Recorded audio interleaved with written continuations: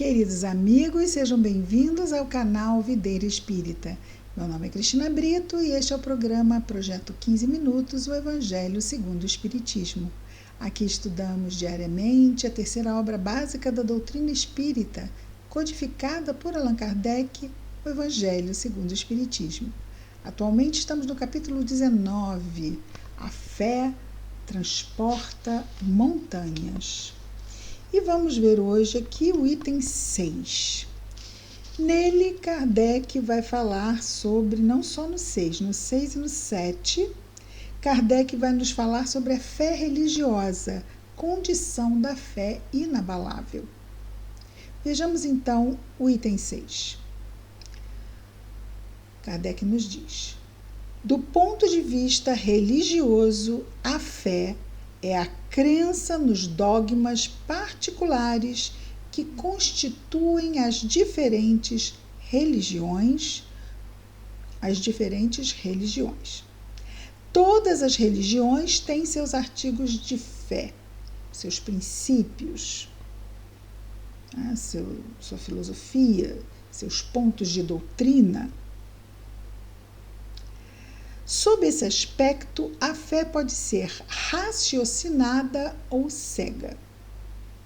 A fé cega, não examinando nada, aceita sem controle o falso como verdadeiro e se choca a cada passo contra a evidência e a razão. Então, é porque é. Mas olha, a ciência diz que não. Não, mas é. E é uma heresia quem não concorda. Já passamos por essa parte da história da humanidade, não é? Essa é a fé cega. É aquela que diz que acredita porque alguém disse que é assim. Mas isso não faz sentido. Não, mas fulano disse que é assim. Então é assim. E pronto, acabou. Essa é a fé cega. E se choca a cada passo contra a evidência e a razão. Levada ao excesso, produz o fanatismo. Quando a fé repousa sobre o erro, ela se destrói cedo ou tarde. O alicerce da verdade é o único que permite que qualquer coisa perdure na linha do tempo, digamos assim. Tudo que se baseia no falso, mais cedo ou mais tarde, se esfarela, se desfaz, se destrói.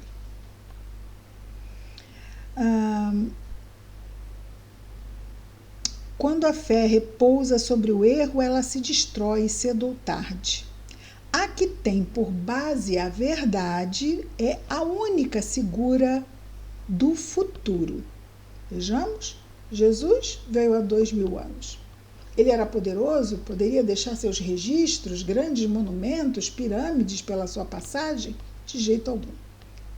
Não tinha uma pedra onde deixar a cabeça, tinha 12 homens que escolheu como seus apóstolos. E daí? E daí estamos 2000 anos depois, falando sobre as suas lições passadas por ele oralmente. Anota aí o que eu disse. Nunca fez isso. Essa é a verdade, através do tempo. Por isso ele diz: a que tem por base a verdade é a única segura do futuro. Porque não tem nada a temer do progresso das luzes, já que o que é verdadeiro na obscuridade o é igualmente em plena luz. Cada religião pretende estar na posse exclusiva da verdade. Preconizar a fé cega sobre um ponto de crença é confessar impotência em demonstrar que se tem razão. Então, olha, isso aqui é a pura verdade. Mas baseado em quê?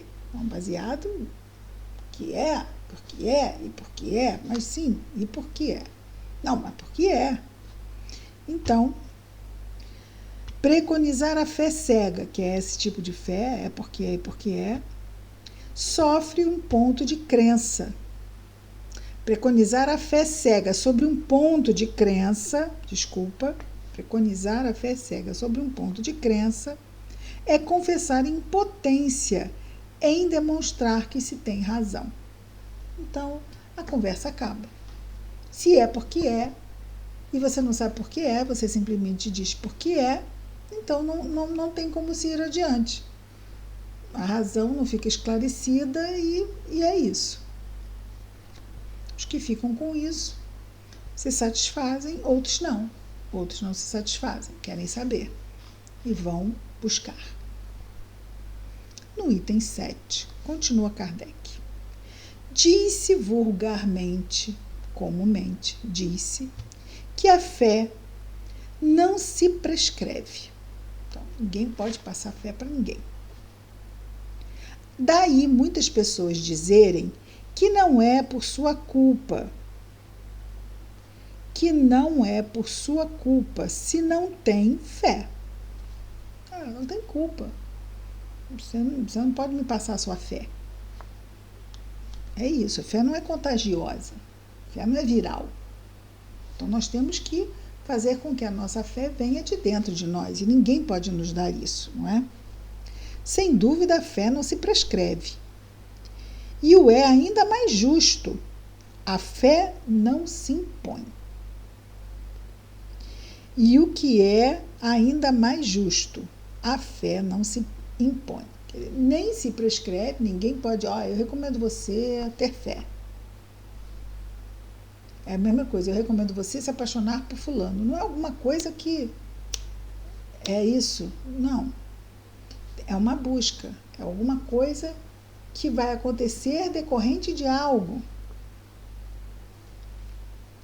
A fé não se impõe, ninguém pode obrigar ninguém a ter fé.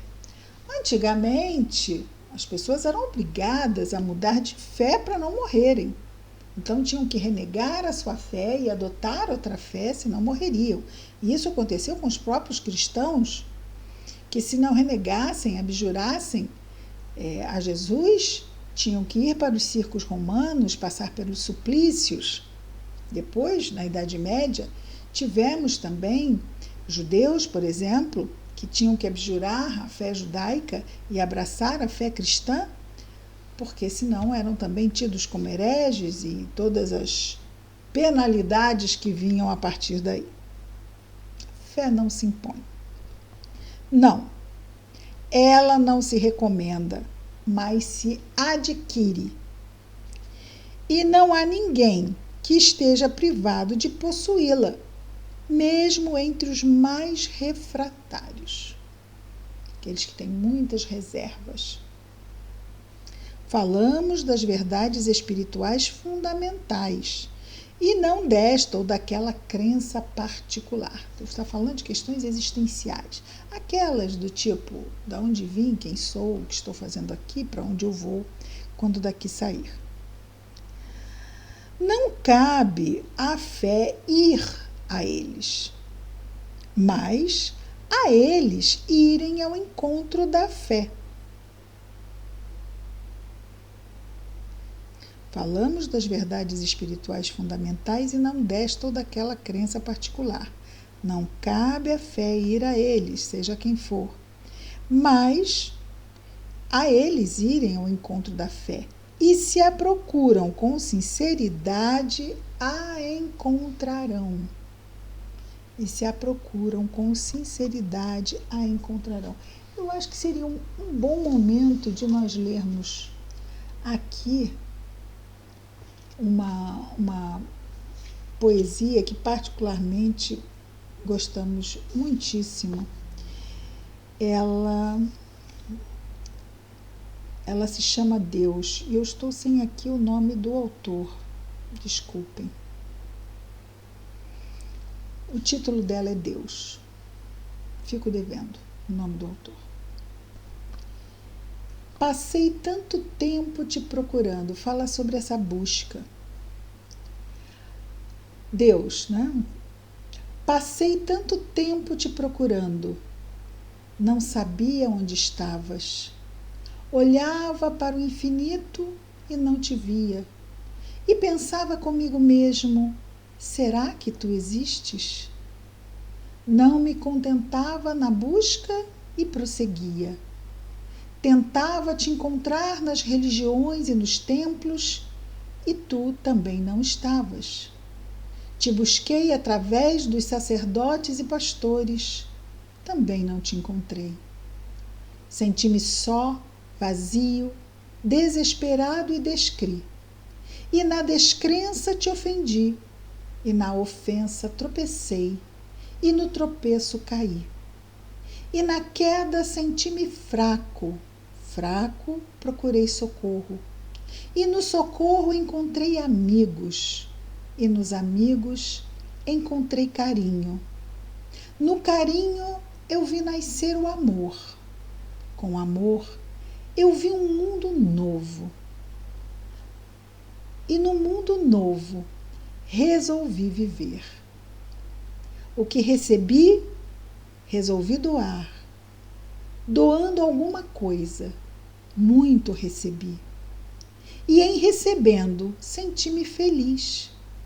E ao ser feliz, encontrei a paz. E tendo a paz, foi que enxerguei que dentro de mim é que tu estavas. E sem procurar-te, foi que te encontrei. Amo Deus.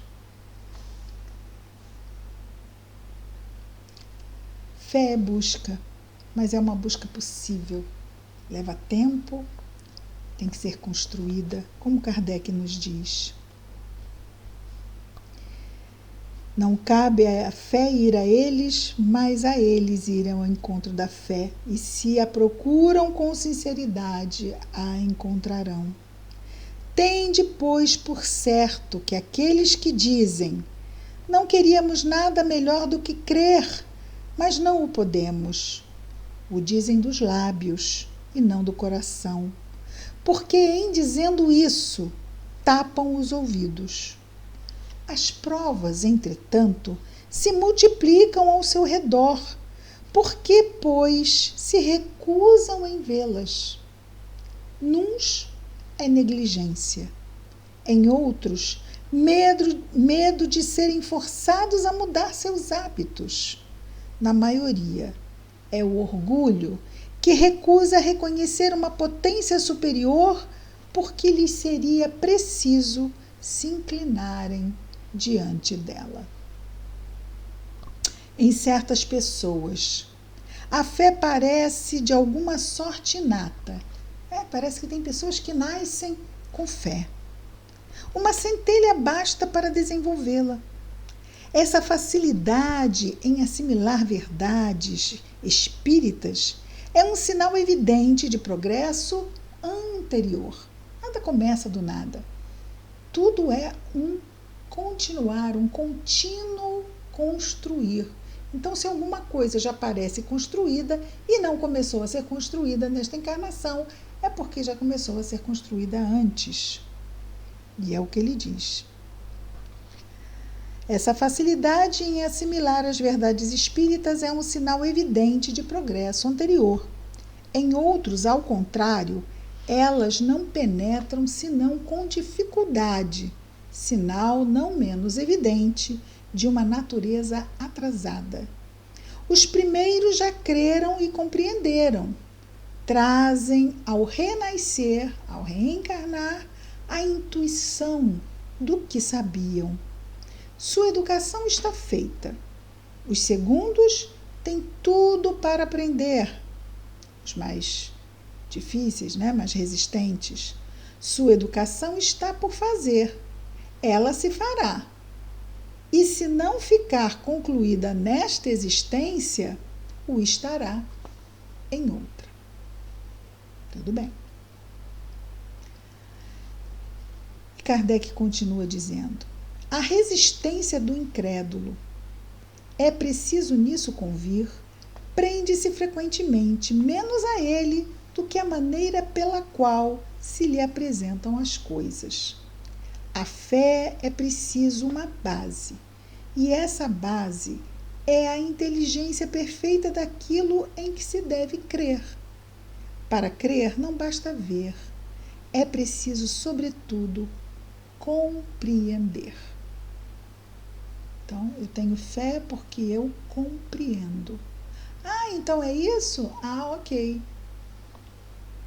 fé cega não é mais deste século. Aquela que não compreende, mas mesmo assim diz, eu acredito. Eu não estou entendendo, mas eu acredito.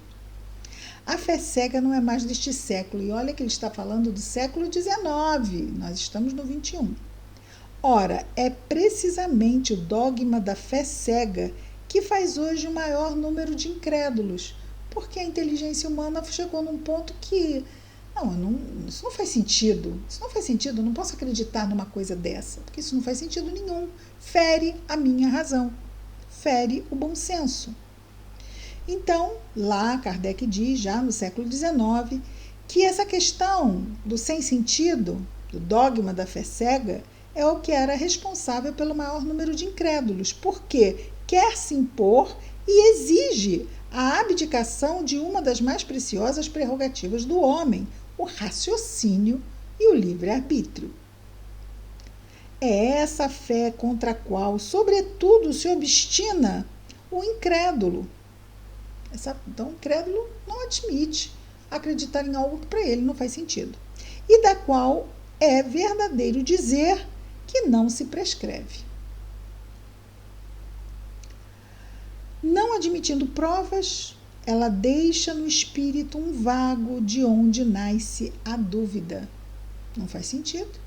Começam as dúvidas, a pessoa vai se afastando de Deus, de Jesus, porque aquilo não faz dúvida, não faz sentido, está cheio de dúvidas. A fé raciocinada, a que se apoia sobre os fatos e a lógica, não deixa atrás de si nenhuma obscuridade, mas tem que se estudar. Crê-se porque se está certo, e não se está certo senão quando se compreendeu. Então, eu creio, estou certo disso, eu creio porque estou certo disso, né? E eu estou certo disso porque eu compreendi. Fez para mim sentido. Eis porque essa fé raciocinada não se dobra, porque não há fé inabalável senão aquela que pode encarar a razão face a face em todas as épocas da humanidade. Essa, a fé raciocinada, a fé inabalável.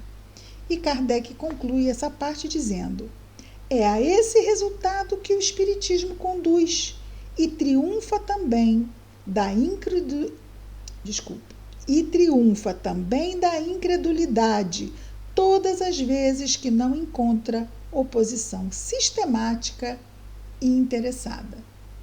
Porque tem aquelas pessoas que têm algum interesse em manter aquele sem sentido, aquela